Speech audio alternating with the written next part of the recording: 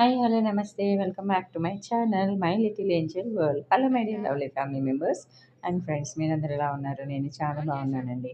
ఈరోజు మా పప్పీ తోటి నా రోజు ఎలా నడిచింది అనేది మీకు చూపిస్తున్నాను. టైం ఎంత అయిందనుకున్నారు? 3 అయింది. మొత్తం చీకటుంది. ఒకరోజు 2కి, ఒకరోజు 3కి, ఒకరోజు 4కి లేపింది. అంతకు మించి ఎక్కువ తక్కువ మాత్రం 5, 6కి మాత్రం లేపదు. లేచిన దగ్గర నుంచి అది మనం ఇట్లా చేస్తే నిద్రపోయిద్ది. మనం మాత్రం నిద్రపోకూడదనమాట. ఇంకా అంటే పాపం చిన్నయి కదా! సో, పప్పీస్‌కి టాయిలెట్ ఒస్తది. అప్పుడేంటంటే మనం అది అరుస్తది. అంటే పోసేసి మాదైతే పోసి 2కి అరుస్తదనమాట. రెండు నెంబర్ 2కి ఎళ్ళడానికైతే అరిచిద్ది. లేదు అనంటే ఇంట్లోనే చక్కగా అది పడుకునే ప్లేస్ కాకుండా వేరే ప్లేస్‌లో పోసేసి పక్కకొచ్చి పడుకునిద్ది. అలా ఏంటంటే పప్పీసు అంటే అనుకుంటాం కొన్ని రోజులకి బయటికెళ్ళిపోతాయి అని అనుకుంటాం గానీ ఎళ్ళవు. పెద్దయ్యాక కూడా మనం అలవాటు చేసేదాన్ని బట్టి కొన్ని కొన్ని సార్లు ఇంట్లో ఉంటాయి. దూరంగా అంటే పరిగెత్తెళ్ళలేవు. ఇప్పుడైతే ఇది అస్సలు కాపుకోలేదు. ఎందుకంటే 36, 38 డేస్ ఇది. మాకు 32 డేలో వచ్చిందనమాట. సో, ఏంటంటే దీనికి ఆపుకునే శక్తి అయితే లేదు అని నాకు 2 డేస్‌లో అర్థమైంది. సో, ఎప్పుడైనా సరే నిద్రపోయి లేచాక వెంటనే బయటికి తీసుకెళ్ళండి. అరగంట పడుకున్నా లేదా గంట పడుకున్నా గానీ ఇయయితే పిశాప్ చేసేస్తాయి. ఇంక మాది చూసారా ఏమీ ఆడుకోవడానికి లేదన్నట్టు ఈ పెట్టెలోకెక్కి కూర్చుంది. దీనిలో దేనికి సంబంధించినవి వచ్చినట్టున్నాయి. సంథింగ్ ఏదో పార్సెలొచ్చింది. ఇదంతా తిరిగెళ్ళి మళ్ళీ టేబుల్ మీద ఎక్కి అటునుంచి ఇటు దూకడానికి చూడండి ఎంత ట్రై చేస్తుందో.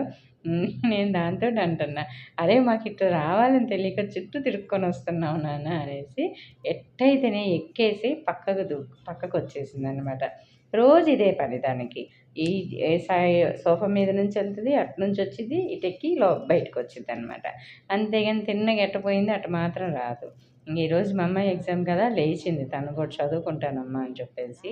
ఇంకా ఇద్దరినైతే ఆ రాత్రి ఒక్క ఆట ఆడేసుకునిద్దనమాట ఇక.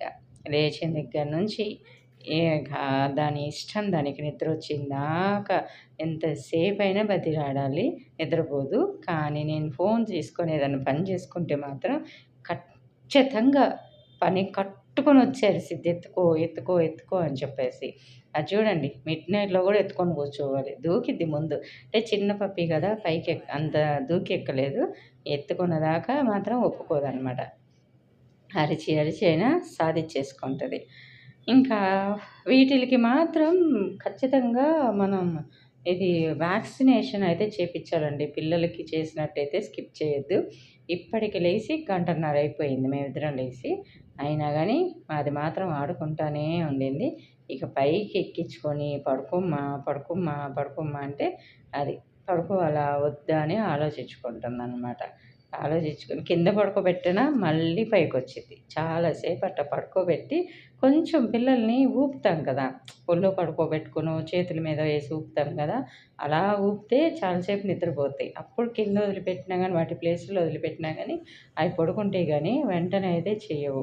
ఇక ఇటు పక్కకు తిప్పి పెట్టుకుంటే అసలు పని చేసుకోనియట్లేదని చెప్పేసి, నేను ఇంకో పక్కకు తిప్పుకొని, నేను అప్పుడు నా వీడియోస్ అన్నీ ఎడిటింగ్ చేసుకుంటున్నాననమాట. ఇంకెట్లానో 3 నుంచి ఇక నిద్రపోయేదే లేదు. దానికి చూసారా మా అమ్మాయి పక్కేసింది, దుప్పటి కప్పటానికి ఒక షాల్ తీసిచ్చింది, అన్నీ తీసిచ్చింది గానీ, అయన్నీ వదిలేసి కిందకొచ్చి పడుకుంది.